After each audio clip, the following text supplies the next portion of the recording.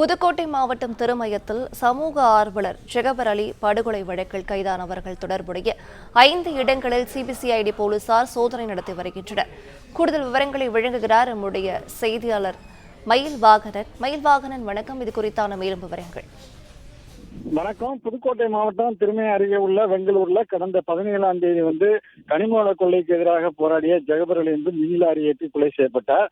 இந்த வழக்குல குவாரி உரிமையாளர்கள் ராசு ராமியா உள்ளிட்ட 5 நபர்களை போலீசார் கைது செய்தனர். இந்த வழக்கு சிபிசிஐடி போலீசுக்கு மாற்றப்பட்ட பின்னர் சிபிசிஐடி போலீசார் காவலில் எடுத்து பிப்ரவரி 3ஆம் தேதி வரை காவலில் இருந்த 5 நபர்களையும் பிப்ரவரி 3ஆம் தேதி அன்று புதுக்கோட்டை கோர்ட்டில் சிபிசிஐடி போலீசார் 5 பேரையும் காவலில் எடுத்து விசாரித்து வருகின்றனர். இந்நிலையம் நாளையுடன் சிபிசிஐடி போலீசாரினுடைய காவல் முடியக்கூடிய நிலையில இன்று திருமயம், வளையன் வயல் உள்ளிட்ட பகுதிகளில் அதாவது கல்குவாரி ராசு ராமியாவுக்கு சொந்தமான கல்குவாரி மற்றும் அவர்களுடைய நிதி நிறுவனங்கள், அது மட்டும் இல்லாம இந்த கொலை செய்ய பயன்படுத்திய லாரி உரிமையாளர் முருகானந்தா வீட்டு உள்ளிட்ட 5 இடங்கள்ல சிபிசிஐடி போலீசார் காவல் ஆய்வாளர் புவனேஸ்வரி தலைமையில ஆவணங்கள் மற்றும் பல்வேறு சோதனைகள்லையும் நடத்திட்டு வர்றாங்க.